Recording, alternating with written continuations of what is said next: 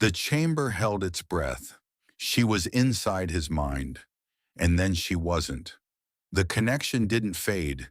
It shattered, and Lyra Vane was launched backward across the polished floor as every light in the Zenith Concord stuttered and died. In the half-second before the emergency fields caught her, she had time for one coherent thought. What is he guarding? 3 standard days earlier, the briefing tablet had still been warm from the charging dock when Vane's supervisor pressed it into her hands. The assignment read simply, Threat Assessment, Human, Flag, Extreme Caution. She'd almost smiled at that. Vane had been the Coalition's senior telepath for 11 years. She had walked through the minds of warlords and the grief-shattered and the criminally fractured without flinching. Once she had extracted confessions from species whose neural architecture was described in xenobiology textbooks as cognitively hostile to external entry. A human captain requesting diplomatic clearance for his ship was not, by any reasonable measure, cause for extreme caution. She told herself that through the entire shuttle ride to the Zenith Concord. She told herself that while reviewing Captain Kalen Vance's service record, 46 pages, a third of them redacted in full, and while studying the surveillance feed of him eating a meal alone in the visitor's corridor, unhurried, unreadable, he didn't look like a threat. That, she had learned, meant nothing.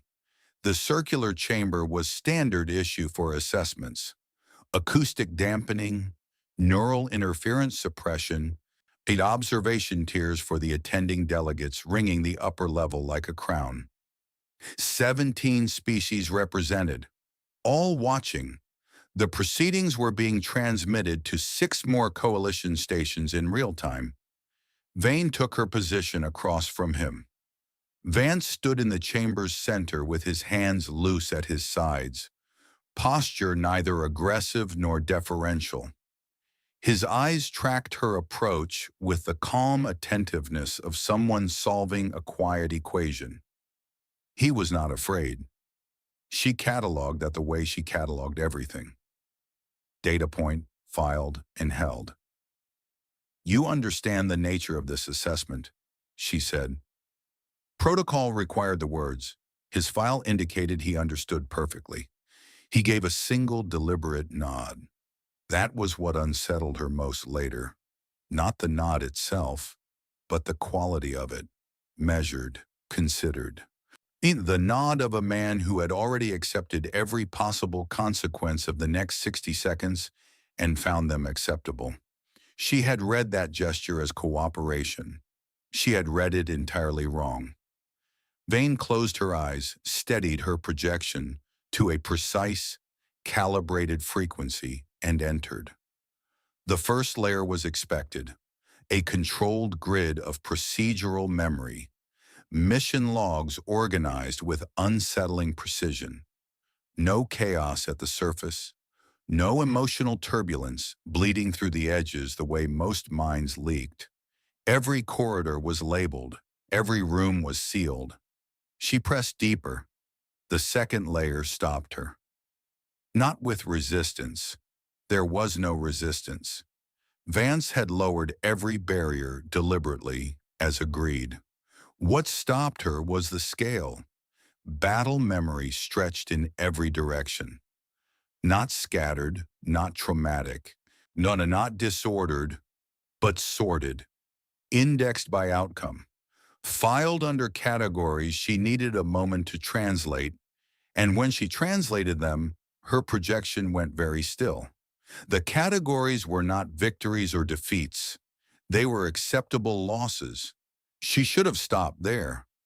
Every instinct trained across 11 years of sensitive assessment told her to withdraw, compile the surface read, and flag the file for a senior panel. She could feel the shape of something below the battle memories. Architecturally vast, pressure-heavy, radiating a cold, purposeful weight she had no reference for.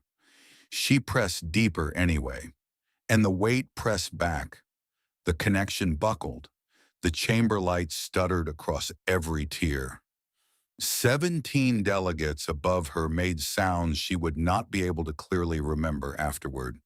Vervain wrenched herself upright inside the projection, teeth locked against the sheer cognitive pressure bearing down from below, and made the worst decision of her professional career. She pushed past it. She reached for the deepest level, and the mind of Captain Kalen Vance opened beneath her like a door she had never been meant to find. What she found was not a mind, it was a vault. Thousands of contingency architectures, stacked floor to ceiling in the dark, each one a complete, self-contained protocol for civilizational collapse. Not hypothetical, not theoretical, operational, dated, regularly updated. She moved through them the way one moves through a hall of weapons that have never been fired but are absolutely loaded. And the longer she walked, the colder the air inside the projection became. Every scenario ended the same way. Humanity dies. Everything else survives. The plans weren't hidden out of shame. They weren't buried under grief or denial or the chaotic static of a species that hadn't accepted its own mortality. They were filed with the quiet, deliberate care of someone who had already made peace with a necessary cost and simply needed the paperwork in order. Vance's mind didn't rage against these contingencies. It maintained them, tended them, the way a lighthouse keeper maintains the light, not because they enjoy the dark, but because someone has to stand between it and everything fragile on the shore. She understood in that moment why the surface had been so still. The stillness wasn't absence.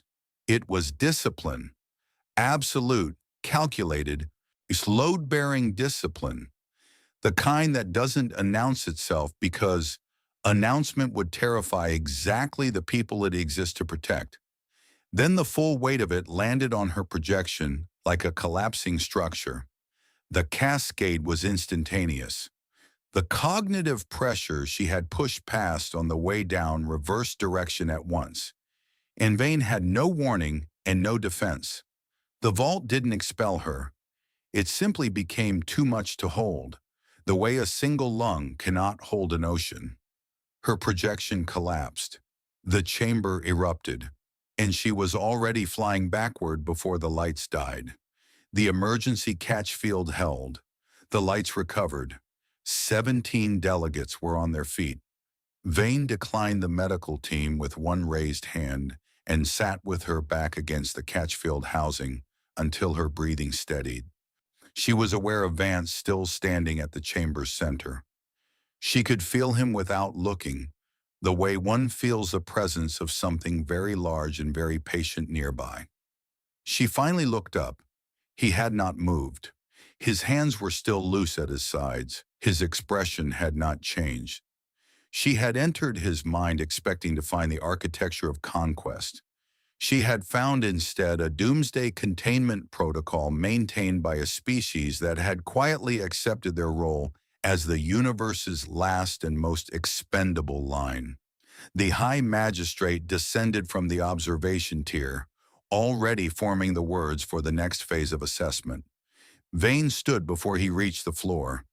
"The assessment is complete," she said. "Telepath Vane, protocol requires—" "The assessment," she repeated, "is complete." The magistrate's mouth closed, and she crossed the chamber. She stopped in front of Vance and looked at him. Really looked the way she had not allowed herself to before, when he was still a file and a threat index and 46 redacted pages. His face gave her nothing she hadn't already found on her own. That was the point, she understood now.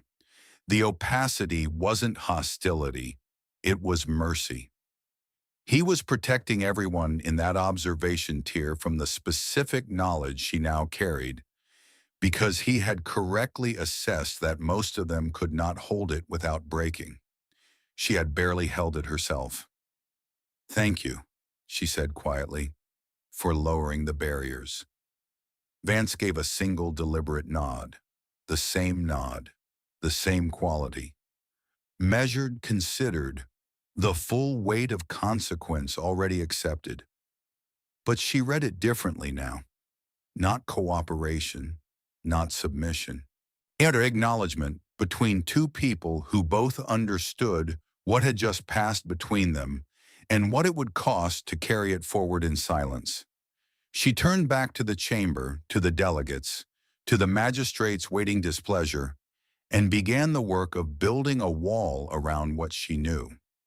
6 weeks later, the coalition voted to declare all human minds sovereign and untouchable under permanent interstellar law. The measure passed without dissent. Vane kept the briefing tablet from that first morning on her desk. She never charged it again. She didn't need to read the file. She already knew what was in there.